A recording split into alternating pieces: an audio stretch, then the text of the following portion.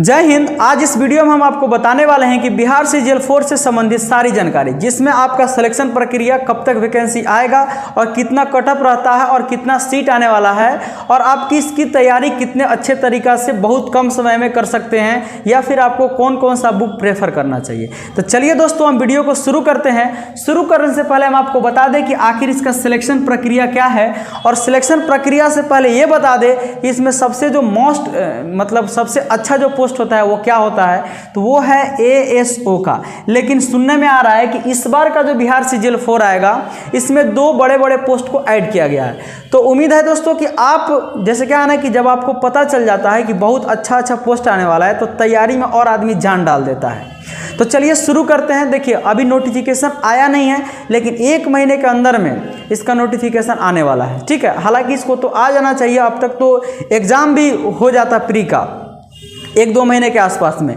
लेकिन दिया नहीं है तो फिर देगा।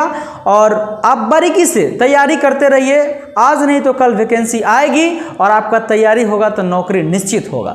तो चलिए दोस्तों शुरू करते हैं। तो सबसे पहले जानते हैं कि सिलेक्शन में आपको कौन कौन से एग्जाम क्वालिफाई करना है। तो पहले आपको पीटी क्वालिफाई करना पड़ेगा और दूसरा आपको मेंस क्वालिफाई करना पड़ेगा। तो सबसे प्लस पॉइंट है कि इसमें कोई इंटरव्यू वगैरह का पेपर नहीं है, तो इसमें थोड़ा सा आपको सहूलियत ज़्यादा होगा, क्योंकि ज़्यादा दिमाग नहीं लगाना है। एक सिर्फ प्री निकालना है और सिर्फ क्या करना है, मेंस निकालना है।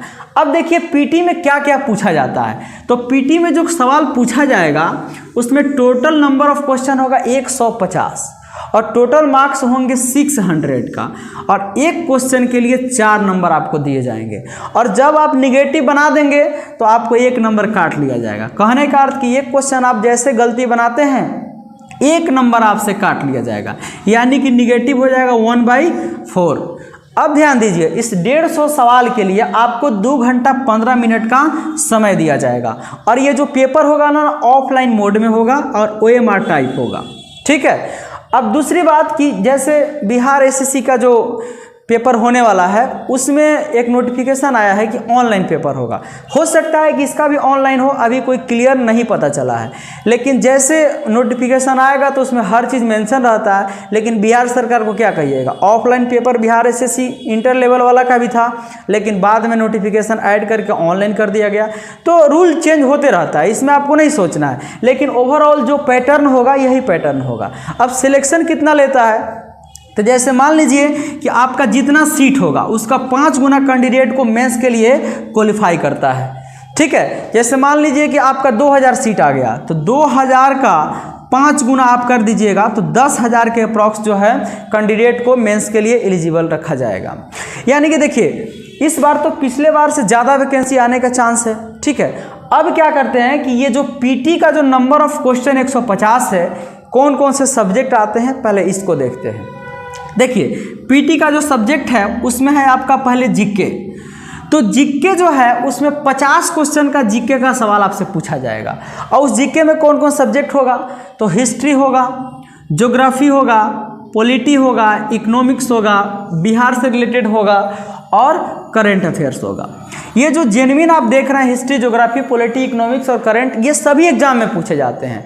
लेकिन ये बिहार का पेपर है तो इसमें आपको बिहार स्पेशल पढ़ना पड़ेगा। ठीक है। दूसरा बात कि जीके के बाद आता है सबसे इम्पोर्टेंट और सबसे मोस्ट इम्पोर्टेंट, मैथ और साइंस। मैथ तो इम्पोर्टेंट है ही, लेकिन सबसे ज़्यादा इम्पोर्टेंट है वो साइंस है।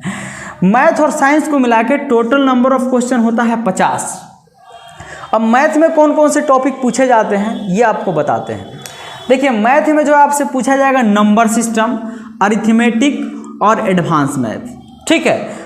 अब साइंस में पूछा जाएगा फिजिक्स, केमिस्ट्री और बायोलॉजी। लेकिन थोड़ा सा मैथ के बारे में डिस्कस कर देते हैं कि मैथ में जो आपका अरिथमेटिक है, एडवांस है, नंबर सिस्टम है, इस तीनों में वेटेज किसका ज़्यादा होगा। तो नंबर सिस्टम में जो है ना आपसे सवाल थोड़ा ज़्यादा पूछा जाएगा और अरिथमेटिक से भी ज़्यादा पूछा जाएगा। अब रहा बात कि एडवांस मैथ में सर किस टाइप का सवाल होगा, तो एडवांस मैथ में जो है ना वो फार्मूला बेस्ड क्वेश्चन होगा, ज़्यादा ज्योमेट्री का सवाल नहीं होगा। जितना फार्मूला बेस्ड क्वेश्चन होता है, आपको अलजेब्रा भी देखने के लिए मिल सकता है, ट्रिगो भी मिल सकता है, ज्योमेट्री भी मिल सकता है। ऐसा नहीं कि ज्योमेट्री को आप साइड करके चल सकते हैं, लेकिन ज्योमेट्री का लेवल वाला सवाल नहीं मिल सकता है, जो हाई लेवल का सवाल होता है, जो सीजीएल वगैरह के एग्जाम में पूछा जाता है सेंट्रल लेवल वाले के। ठीक है। और एडवांस मैथ में वही बता दिया आपको, फार्मूला बेस्ड। और साइंस में फिजिक्स, केमिस्ट्री और बायोलॉजी पूछा जाएगा। तो फिजिक्स, केमिस्ट्री, बायोलॉजी में जो क्वेश्चन का पैटर्न होता है वो कैसा होता है, तो क्वेश्चन जो आपसे पूछा जाएगा ना, उसमें ऐसा नहीं कि रेलवे का जो एग्ज़ाम होता है, ट्रेड वगैरह का एग्ज़ाम होता है, तो उसमें आपसे ऑब्जेक्टिव बनवाता है, ऐसा नहीं रहेगा। वन लाइनर टाइप का रहेगा, सब्जेक्टिव टाइप का ही सवाल रहेगा। तो इसमें आप कौन सा बुक पढ़ेंगे ये भी हम आपको बताने वाले हैं। पहले इसको थोड़ा सा समझ लेते हैं।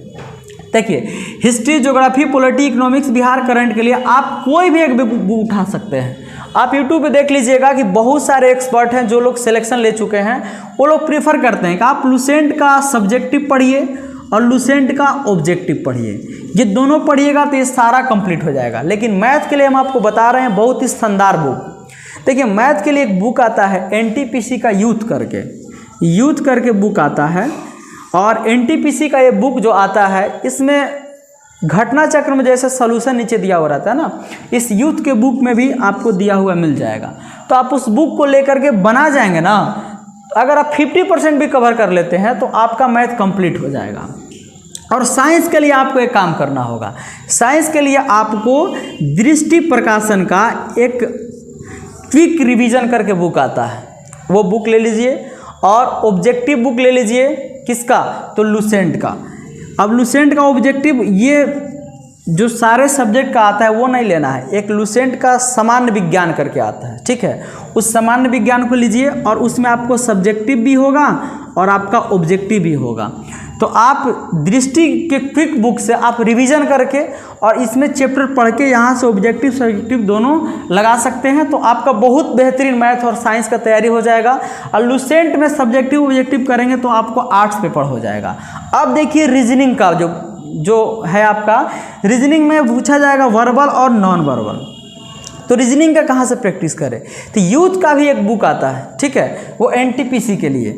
आप उस बुक को अगर कर लेते हैं तो फिर आपसे एक भी रीजनिंग नहीं छूटेगा, क्योंकि रीजनिंग का बहुत ज़्यादा वेटेज है और रीजनिंग से आपका 50 क्वेश्चन पूछा जाता है। तो रीजनिंग को तो आप एकदम कतई छोड़ नहीं सकते हैं, बहुत ही इंपॉर्टेंट है रीजनिंग। तो 50 क्वेश्चन जो है रीजनिंग का, ये कंप्लीट आप कर सकते हैं। एनटीपीसी का बुक जैसे बनाएंगे तो आपको धीरे धीरे क्या हो जाएगा ना कि अभ्यास बनेगा और आप अच्छे से स्कोर कर पाएंगे, ठीक है। अब दूसरी बात कि जैसे कुछ लोग बोलते हैं ना कि सेट बनाते सर, देखिए जैसे एग्ज़ाम का नोटिफिकेशन आएगा तो मार्केट में आपको प्लेटफॉर्म का सेट, बहुत सारे मतलब पब्लिकेशन का सेट मिलेगा, एजुटेरिया का मिल सकता है, ऑफिसर एकेडमी का मिल सकता है, सब चीज़ का मिल सकता है। तो आप उस समय सब सेट को बना चाहिए, क्योंकि आपके पास सिर्फ प्रैक्टिस के लिए समय रहेगा। अभी तो आप पढ़ रहे हैं, अभी पढ़ करके आप नॉलेज गेन कर रहे हैं, उस समय आपके पास समय होगा सिर्फ क्या करने के लिए, सेट बनाने के लिए। तो अभी आपको पढ़ने का हम टेक्निक बताए हैं कि आप अगर मैथ को एकदम बारीकी से पढ़ना चाहते हैं, नहीं कुछ पढ़े हैं, तो उसके लिए आप RS अग्रवाल ले सकते हैं, ठीक है। हम आपको एक बहुत ही अच्छा वीडियो बना करके देंगे जिसमें हम आपको बताएंगे कि क्या क्या बुक आपको पढ़ना चाहिए। इसमें तो सिर्फ आपको सिलेबस बताया है, मोटा मोटी आपको कौन कौन सा बुक प्रेफर करना चाहिए, ठीक है। अब रीजनिंग की बात खत्म हो गया, 50 क्वेश्चन, ठीक है। अब आते हैं कि जब प्री आप पास कर जाएंगे तो आपको मेंस देना पड़ेगा। और मेंस का सिलेबस क्या है, ठीक है। तो मेंस के सिलेबस में हिंदी आपको 100 क्वेश्चन पूछा जाएगा, ठीक है। और ये जो होता है क्वालिफाइंग होता है, पीटी भी क्वालिफाइंग है और मेंस का हिंदी भी क्वालिफाइंग है। तो 100 क्वेश्चन के लिए आपको जो क्वालिफाइंग नेचर है वो 30% है, ठीक है। और 30% आप अगर मार्क्स लाते हैं इस हिंदी में तो आप क्वालिफाई कर जाएंगे। अब रहा बात कि मेंस में और सारा सब्जेक्ट है जिससे आपका मेरिट बनेगा।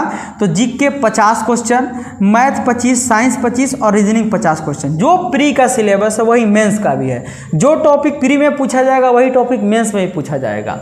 तो ओवरऑल ये रहा आपका बिहार CGL 4 का सिलेबस, सिलेक्शन प्रक्रिया और वैकेंसी का चिंता मत करिए, 1 महीने के अंदर में आने वाला है, ठीक है। तो उम्मीद है दोस्तों कि ये वीडियो आपको काफ़ी अच्छा लगा होगा, जिसमें आप पूरा अच्छे तरीक़ा से देख सकते हैं कि आपको किस तरीक़ा से पढ़ना चाहिए। अब दूसरी बात, लोग वो सोचते हैं ना कि कितना घंटा पढ़ना चाहिए। देखिए, पढ़ाई घंटा से नहीं होता है, पढ़ाई दिमाग से होता है, ठीक है। आप जितना ज़्यादा पढ़ें, लेकिन जितना समझ के पढ़ेंगे तो उतना आपको एग्जाम में ज़्यादा फायदा होगा, ठीक है। तो आप इस बुक को ले लीजिए, यानी बुक आपको हम 3-4 ठो बता देते हैं। पहला बुक आप RS अग्रवाल ले लीजिए, जिससे आप मैथ को बहुत अच्छे से कर सकते हैं, RS अग्रवाल। दूसरा, आप रीजनिंग के लिए यूथ का बुक ले लीजिए जो NTPC का आता है, ठीक है। और तीसरा, आप लुसेंट को तो छोड़ ही नहीं सकते हैं, लुसेंट आपको करना ही करना है। और साइंस, लुसेंट वाला साइंस भी ले लीजिए, ठीक है। और दृष्टि का आप क्विक बुक ले लीजिए रिवीजन के लिए, क्विक रिवीजन करके बुक आता है, उसका विज्ञान बहुत बढ़िया है, बहुत बढ़िया साइंस है, ठीक है। तो दोस्तों उम्मीद है कि ये वीडियो आपको काफ़ी अच्छा लगा होगा। अपने दोस्तों के साथ शेयर करिए और जितना हो सके लोगों के पास शेयर करेंगे तो उनको उतना ही फ़ायदा होगा। आपको अगर पसंद आया हो तो आप हमें कमेंट करिए कि सर इसका सिलेबस पूरा डिटेल में, यानी कि कौन कौन सा हिस्ट्री में कौन सा टॉपिक, ज्योग्राफी में कौन सा, पॉलिटी में कौन सा, इकोनॉमिक्स में कौन सा, ये सारा टॉपिक ले करके हम आएंगे, एक एक पॉइंट लेकर के आएंगे कि आपको कौन सा टॉपिक से कितना सवाल पूछा गया है पिछले बार, एनालाइज करके बता देंगे कि आपके लिए क्या इंपॉर्टेंट हो सकता है। तो उम्मीद है दोस्तों कि ये वीडियो आपको काफ़ी पसंद आया होगा। मिलते हैं नेक्स्ट वीडियो में, तब तक के लिए जय हिंद।